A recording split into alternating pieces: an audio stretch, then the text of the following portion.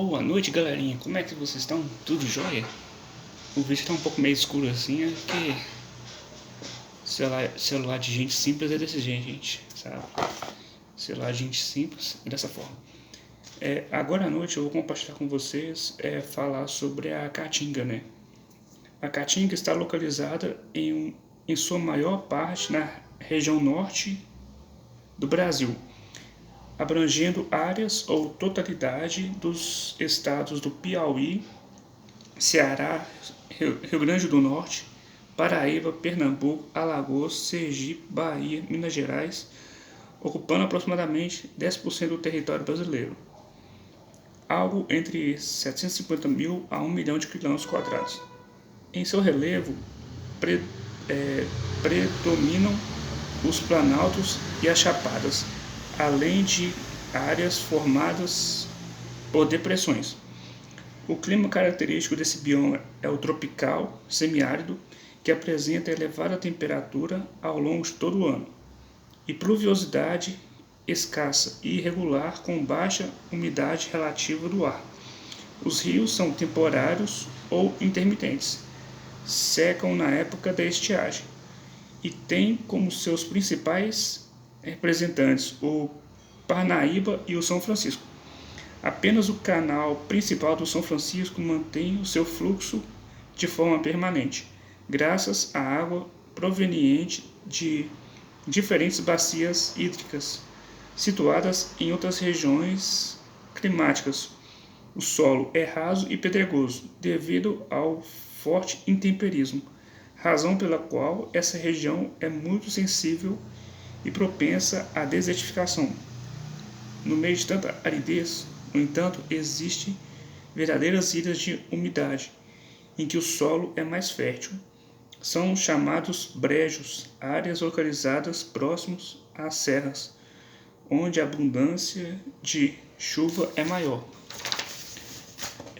A vegetação da Caatinga é formada por árvores baixas e arbustos retorcidos e cheios de espinhos, bem como inúmeras espécies de cactos, ervas rasteiras, todos adaptados ao clima quente e seco. A maioria das espécies mantém as suas folhas apenas durante os 3 ou 4 meses de inverno, que corresponde à estação das chuvas. Com a chegada da estação seca, que prolonga por 7 a 8 meses, a maioria das plantas perde suas folhas, vegetação caducífera.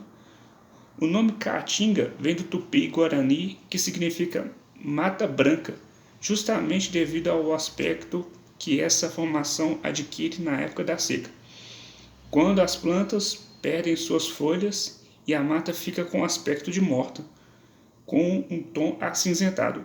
Poucas são as plantas da Caatinga que não perdem as folhas na época da seca.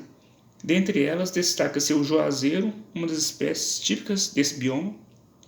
Infelizmente, é grande a interferência do homem sobre o meio ambiente na região da Caatinga. Grande parte da vegetação nativa foi e continua sendo cortada para a produção de lenha, carvão vegetal, que atendem à demanda de siderúrgicas e olarias ali instaladas. As características. As cactáceas são as espécies mais características da vegetação da Caatinga, como por exemplo o mandacaru, a coroa de frade, o xique-xique e o facheiro. Além delas, são comuns leguminosas como a mimosa, a acácia, a emburana, há outras espécies de aroeira. Há outras espécies como a aroeira, cajueiro, umbuzeiro, a baraúna, a maniçoba, a mangabeira, a catuaba. Olha a catuaba, gente, interessante. Eu já tomei catuaba. Então a catuaba é feita dessa planta. Olha, interessante, eu não sabia. A caatinga. A caatinga era o lar da ararinha azul. Porém, a última vez que um exemplar da espécie foi avistado livre na natureza foi no final do século. Foi no final.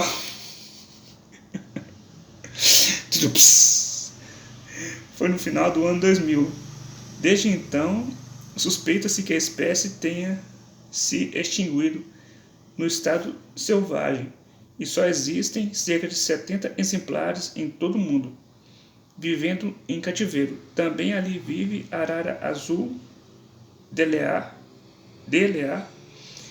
da qual restam cerca de 150 exemplares. Outros animais da região são várias espécies de anfíbios, como sapo-cururu, répteis, como lagartos, serpentes, quelônios, o galo da campina, a asa branca, o periquito da caatinga, o gavião carcará, o preá, a cutia, o mocó, o rato rabudo, o tatu, peba, o gambá, o guariba, o gato do mato, o gato macambira, a raposa e o veado catingueiro. Agora eu vou falar com vocês, compartilhar com vocês falando sobre a Mata Atlântica. A Mata Atlântica é a atual floresta da Amazônia. A Mata Atlântica é a atual floresta amazônica. Uma floresta pluvial tropical. Originalmente, essa formação ocupava-se toda a faixa litorânea do Brasil, desde o Rio Grande do Norte até o Rio Grande do Sul, estendendo-se por centenas de quilômetros em direção ao interior do continente. Calcula-se que por volta do século XV, a Mata Atlântica ocupava uma área de 1,5 milhão de quilômetros quadrados, equivalente a 12% do território nacional. Ao longo de 5 séculos transcorridos desde o descobrimento do Brasil, essa formação foi sendo alvo de destruição constante, primeiro com a exploração do pau-brasil, posteriormente devido à derrubada para dar lugar a lavouras de cana-de-açúcar e de café, e no último século também pela intensa ocupação humana. O resultado de tudo isso é que atualmente a Mata Atlântica está reduzida a apenas 7% da sua área original. Os principais redutos da floresta remanescente estão na chamada Costa do Descobrimento,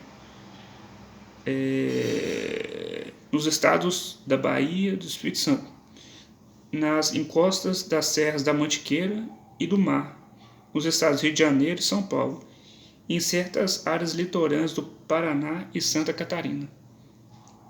A Mata Atlântica estende-se por regiões de relevo muito variado, composto principalmente por planaltos e serras.